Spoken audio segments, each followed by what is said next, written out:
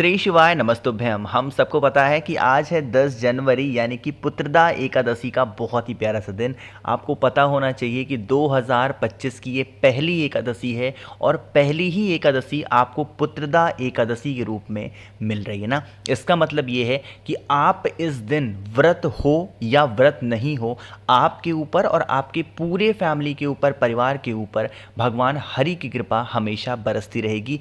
इसीलिए आज रात में आप सभी को अपने घर पे तुलसी हरि मिलन का एक छोटा सा दीपक लगाना है, जिससे आपकी फैमिली में कभी कोई संकट ना आए और पूरा परिवार आपका खुश रहे। ठीक है ना। चलो समझने की कोशिश करते हैं। मैं आपको पहले बता दूं कि आप व्रत हो या आप व्रत नहीं हो, अगर इस दीपक को आप प्रज्वलित करते हैं तो आपको व्रत का पूरा पूरा फल मिलता है। ठीक है ना। देखो, सबसे पहले मैं आपको बता दूं, इस दीपक को हमें लगाना है माता तुलसी के पास में।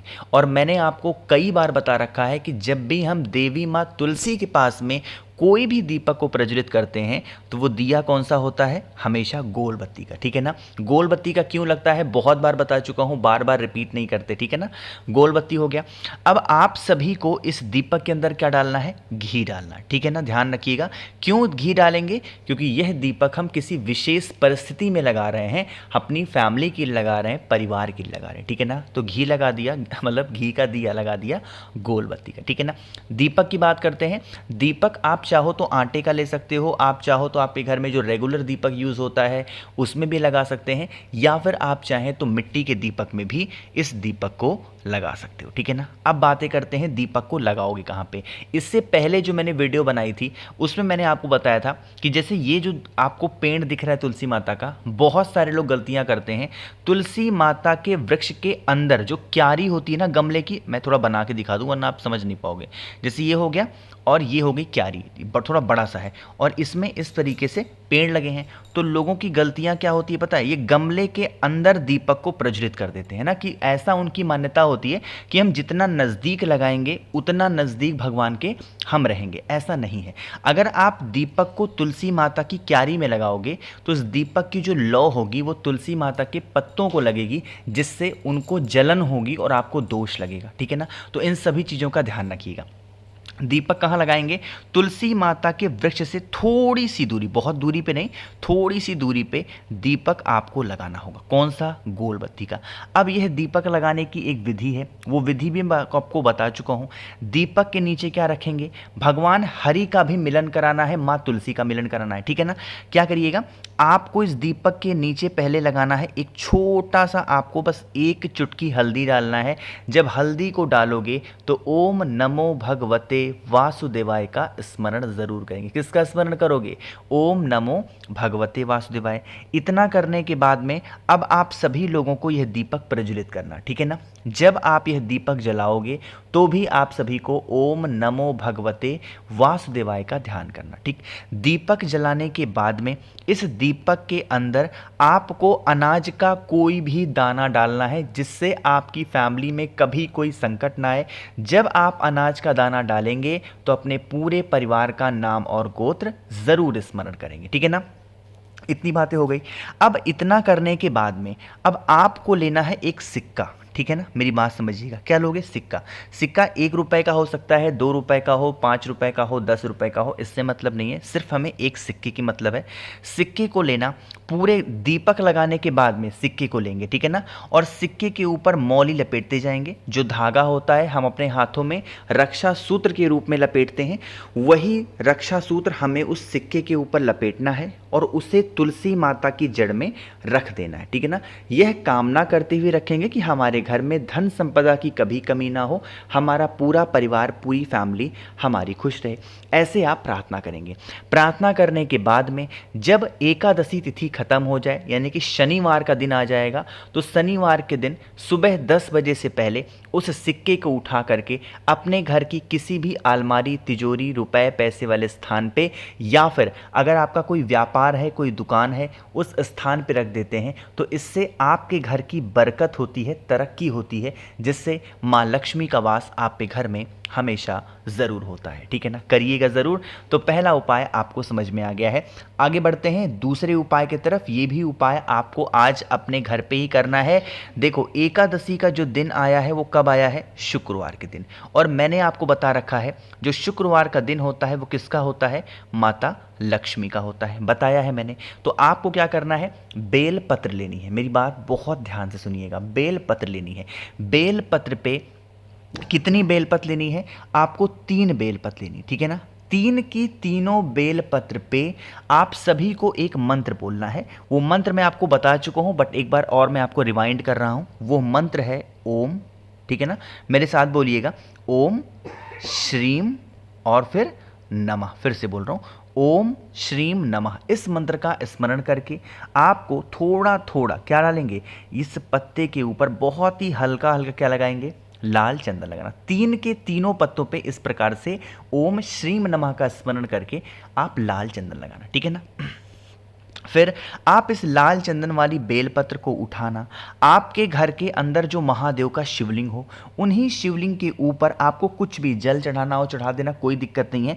लेकिन जल चढ़ाने के बाद में फिर से वही मंत्र बोल करके रिद्धि सिद्धि का स्मरण करके अगर उस बेलपत्र को आप महादेव के शिवलिंग के ऊपर चढ़ा देते हैं तो आपके घर में कभी धन की कमी नहीं होती है।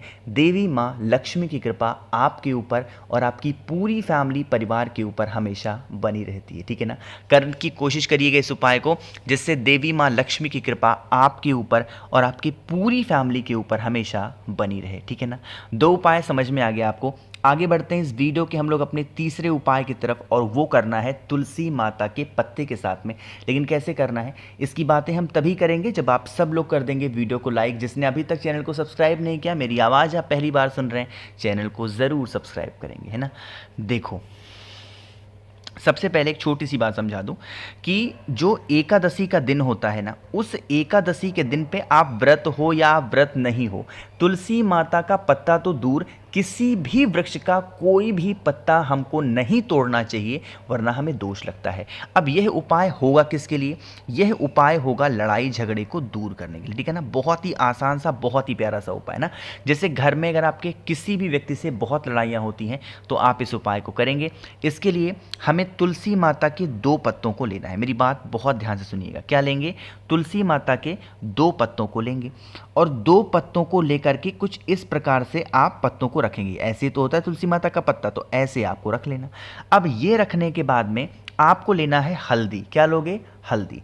हल्दी लेने के बाद में आपको एक पत्ते पे, यानी कि तुलसी माता के पहले पत्ते पे जो बिंदी लगाओगे वो आप अपना नाम और गोत्र बोल के लगाएंगे, और जो दूसरा पत्ता होगा इस पत्ते के ऊपर आपको हल्दी की ही बिंदी लगानी है जिस व्यक्ति से आपके घर में लड़ाइयाँ झगड़े बहुत ज़्यादा होते हैं। वैसे इस उपाय का नियम ये कहता है कि हमें उस व्यक्ति का नाम लिखना चाहिए, कि एक पत्ते पे अपना नाम लिख दो और दूसरे पत्ते पे जिस व्यक्ति से लड़ाई हो रही है उसका नाम लिख दो। लेकिन अब पत्तों को तो तोड़ सकते नहीं है, तो जो पत्ता नीचे गिरा हुआ हो, चाहे सूखा ही हो, उसी पत्ते को लेके चाहे तो नाम लिख देना हल्दी से, या फिर हल्दी से बिंदी लगा दो। मैं वही तरीका आपको बताता हूं जो तरीका इजी होता है, आप आसानी से कर पाओ। इसीलिए बिंदी लगाने का जो तरीका है वो आसान है। तो बिंदी लगा देना नाम बोल करके, और तुलसी माता की ही क्यारी में उन पत्तों को रख देना। इससे क्या होगा कि जिस व्यक्ति से आप पे घर में लड़ाई झगड़े क्लेश बहुत ज़्यादा होते होंगे, वो लड़ाइयाँ, वो क्लेश, वो झगड़े हमेशा के लिए ख़त्म ज़रूर हो जाएंगे, ठीक है ना। इतना करने के बाद में आपको तुलसी माता की 7 परिक्रमा करनी है। कितनी परिक्रमा करोगे? 7।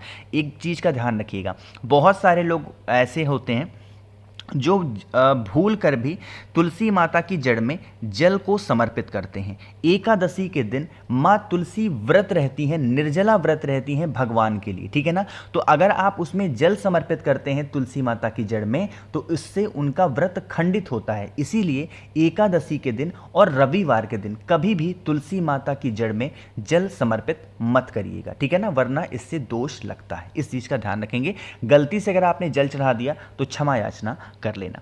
आगे बढ़ते हैं। अब इस वीडियो के हम लोग अपने सबसे आखिरी और बहुत ही छोटे से उपाय की, जिसकी बात जब भी शुक्रवार का दिन आता है मैं आप सभी को हमेशा बताता हूं, और वह उपाय आपको करना है अपने घर की बीमारी, दुख, रोग, तकलीफ़ों को दूर करने के लिए। ये हमारी वीडियो का आज आखिरी उपाय है। इसके लिए आपको किसी छोटे से पात्र में क्या लेना है, जल लेना है। जल के अंदर आपको डाल देना होगा क्या, काला तिल डालेंगे, ठीक है ना।